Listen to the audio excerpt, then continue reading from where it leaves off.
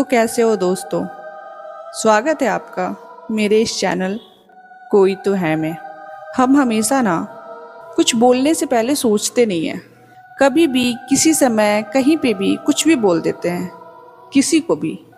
इसलिए हमें बहुत कुछ भुगतना पड़ता है। इसके बाद हमेशा हमारे बड़े हमें सिखाते भी है कि बोलने से पहले हमेशा सोचा करो।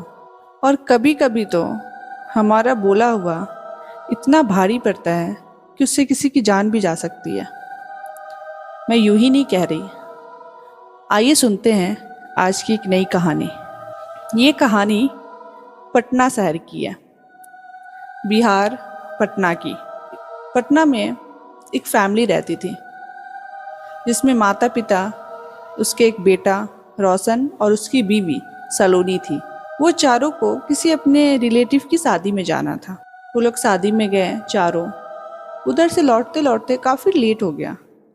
करीब करीब 1:30-2 बज गया वो लोग को। जब वो लोग शादी से वापस निकल रहे थे तो उसका बेटा बोला कि आप लोग यहीं खड़े रहो, मैं पार्किंग से गाड़ी लेकर आता हूँ।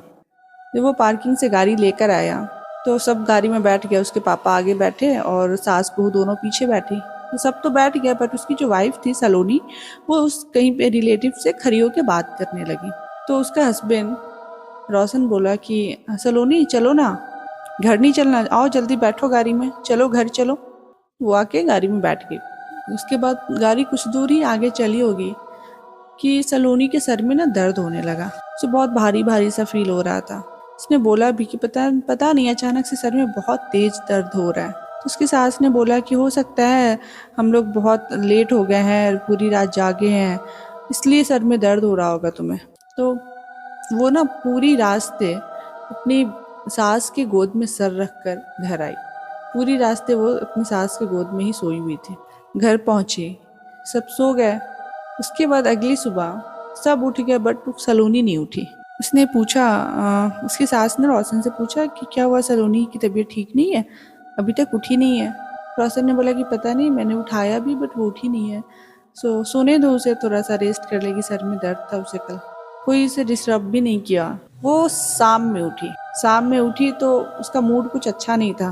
वो किसी से बात नहीं कर रही थी, चुप सी थी। उसके बाद कुछ दिन ऐसे बीत गए। इस कुछ दिन में ना सलोनी बहुत बदल सी गई थी। वो अक्सर अपने हस्बैंड से उसकी लड़ाइयाँ होती थी, हर दिन लड़ाइयाँ होती। तो उसके सास ससुर जो थे वो सोचते थे कि अब पति पत्नी के बीच हम क्या बोले। वो उतना बीच में पड़ना नहीं चाहते थे कि वो दोनों खुद ही संभाल लेंगे। जब बहुत झगड़े बढ़ने लगे तो एक दिन उसकी सास ने अपने बेटे को पूछा कि क्या हो गया, आजकल तुम लोग इतनी लड़ाइयाँ क्यों कर रहे हो, पहले तो ऐसे नहीं थे। तो उसका बेटा ने बोला कि पता नहीं मम्मी, अचानक सलोनी को क्या हो गया है, जब भी मैं कुछ बात करने जाता हूँ वो चीखने चिल्लाने लगती है, गुस्सा करने लगती है। बात वहीं ख़त्म हो गई। फिर कुछ दिन के बाद रात के समय उसका बेटा चिल्लाते दौड़ते भागते अपने गेट से, अपने रूम से बाहर निकला, हॉल में आया। उसकी आवाज़ सुनकर उसके मम्मी पापा भी बाहर आए।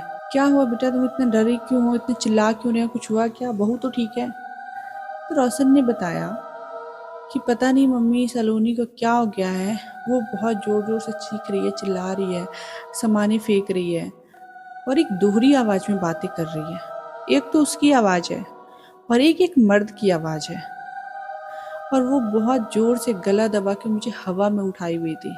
उसकी माँ ने बोला क्या, हवा में उठाई हुई थी। फिर डरते डरते रोशन और उसके मम्मी पापा दोनों सलोनी के घर पे गए, उसके रूम में गए। तो उन्होंने देखा कि सलोनी अपने बेड पे बैठी हुई है। उसके बाल पूरे बिखरे हैं, खुले हुए हैं, आंखें लाल है, पूरा घर का सामान बिखरा पड़ा है, और वो एक दोहरी आवाज़ में हंस रही है। एक मर्द की आवाज़ और एक औरत की आवाज़ में हंस रही है, बहुत गंदी सी। इसे सुन के ही ना इंसान कांप जाए। और वो बोल रही है, क्यों, तूने ही तो मुझे बुलाया था, अब क्यों भगा रहा है, तू खुद मुझे इनवाइट करके लाया है, तू खुद बुलावा दिया है मुझे अपने साथ घर चलने की, अब तो मैं यहीं रहूँगी। रोशन को समझ में नहीं आ रहा था, उसके मम्मी पापा को समझ में नहीं आ रहा था कि क्या बोल रही है, मैंने किसको बुलाया है, इसकी तबीयत ठीक नहीं है, क्या हुआ, कुछ समझ में नहीं आ रहा था। उसकी सास को सब समझ में आ गया। वो समझ गई कि इसके साथ कुछ तो हुआ है, कोई बुरी शक्ति, कोई बुरी साया इसके साथ है। वो उसकी सास एक पंडित जी के पास गई और वहाँ पे उन्होंने अपनी जो भी उसकी बहू के साथ हुआ था वो सब कुछ उस पंडित जी को बताई। पंडित जी घर आए, उन्होंने पहले तो पूछा कि ऐसा कुछ भी हुआ है, ऐसा क्यों हो गया, कब से हो रहा है, कब से ऐसा कुछ बिहेव कर रही है, कुछ अलग सा। वो आए, वो पूरे घर में मंत्र पढ़ के, पूरा जल छिड़के, हर जगह गंगा जल छिड़के। उसके बाद वो सलोनी के रूम में गए। उन्होंने देखा कि सलोनी उस पंडित जी को देखते ही बहुत गंदी गंदी गालियाँ देने लगी। वो उस पंडित जी को बोल रही है, आ गया तू, मुझे तो पता ही था तू मुझे भगाएगा यहाँ से, मैं इसी घर में रहूँगी, ये लोग खुद मुझे यहाँ बुला कर लाए हैं, मैं तो कहीं नहीं जाऊँगी, तू मरेगा, तू भाग जाए यहाँ से, नहीं तो तू भी मरेगा। तो पंडित जी पूछ रहे हैं कि ऐसा कुछ भी हुआ है? ये बोल रही है तुमने खुद इनवाइट किया है, तो ऐसा तुमने कभी कहीं पे भी ऐसा किसी को इनवाइट किया है, बुलाया है, चलो साथ में चलो, घर चलो? तो लोग बोले नहीं, ऐसा तो कुछ नहीं हुआ है। फिर अचानक से रोशन बोलता है कि हाँ, हम लोग शादी में गए थे, वहाँ से जब लौट रहे थे तो वो उस समय ना मैं अपनी वाइफ को बुलाया था कि चलो गाड़ी में बैठो, घर नहीं चलना, चलो साथ घर चलो। तो पंडित जी ने बोला कि तुमने अपनी वाइफ को बुलाया, बट उस जगह पे पहले से एक एंटिटी खड़ी थी, उसे लगा कि तुम उसे बुला रहे हो, और वो उसी समय तुम्हारी बीवी के साथ उस गाड़ी में बैठ के घर आ गई। तब से वो तुम्हारी बीवी के साथ ही रह रही है। तो कभी भी किसी भी सुनसान रास्ते में, किसी पेड़ के नीचे, किसी चौराहे पे, किसी खाली जगह पे कभी भी ऐसा नहीं बोलना चाहिए कि चलो घर चलो, घर नहीं चलना, चलो हमारे साथ चलो। ऐसा वर्ड कभी भी इस्तेमाल नहीं करना चाहिए, नहीं तो उस आत्मा को लगता है कि आप उसे बुला रहे हो अपने साथ चलने के लिए। और जब कोई इनवाइट करता है ना, तो फिर वो आत्मा इतनी आसानी से छोड़ती नहीं है। फिर वो पंडित जी बहुत सारे पूजा पाठ करवाएं, बहुत मुश्किल था उसे निकालना सलोनी के शरीर से। उसके बाद उन्होंने पूछा कि तुम क्या लोगी जाने का, इससे गलती हो गई है।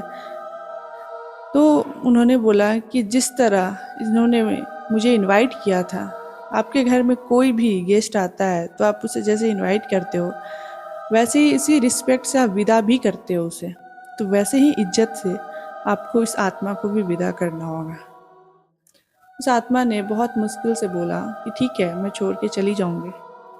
उसे एक पूरा लाल साड़ी और पूरा सुहागन का सामान चाहिए, चूड़ी, बिंदी, सिंदूर, लाल चुंदरी, सब कुछ, और एक मिठाई का डब्बा। उसे उसी जगह पे जाके रख दो जहाँ से उस एंटिटी उसके गाड़ी में बैठी थी। फिर रोशन गया, वो सारा सामान सुहाग का लेकर उसी सुनसान रास्ते पे रख के आ गया। तब कुछ दिन के बाद उसकी वाइफ ठीक हुई। उसके बाद से उसके परिवार ने कसम खा ली कि कभी भी ऐसी गलती नहीं करेंगे। ये कहानी ज़्यादा लंबी तो नहीं थी, बट बहुत सीख देने वाली थी। इस कहानी से आप लोग को बहुत सीख मिलेगी। ये परिवार ही क्यों, हम सब ऐसे गलती करते हैं।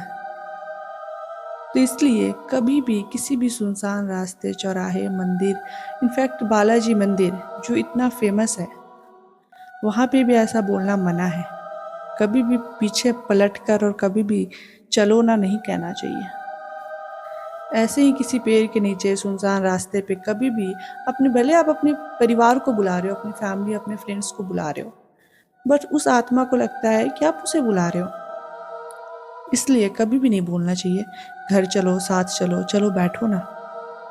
और दूसरी चीज़, कभी भी रात के समय कोई भी मीठा चीज़ लेके सफ़र नहीं करना चाहिए। मीठा चीज़ से कोई भी आत्मा अट्रैक्ट होती है। तो आप सब याद रखें, कोई भी मीठा चीज़ लेके रात में सफ़र ना करें, ध्यान रखें अपना। और कहीं आप किसी को बुला रहे हो, किसी अपनों को, और आपके साथ कोई आत्मा आपके साथ घर न चले जाए, तो ज़रा संभल के रहना, कहीं भी कुछ भी हो सकता है। अगर आपको मेरी कहानी पसंद आ रही है, अगर आप डेली सुनते हो, तो प्लीज़ मेरे चैनल को लाइक, शेयर, सब्सक्राइब ज़रूर करें। मैं ऐसे ही आपके सामने हॉरर स्टोरी, इंटरेस्टिंग स्टोरी लेकर आती रहूँगी। तो प्लीज़ मेरे चैनल को लाइक, शेयर, सब्सक्राइब करना ना भूलें। मिलते हैं अपनी अगली कहानी में। तब तक के लिए शुभ रात्रि।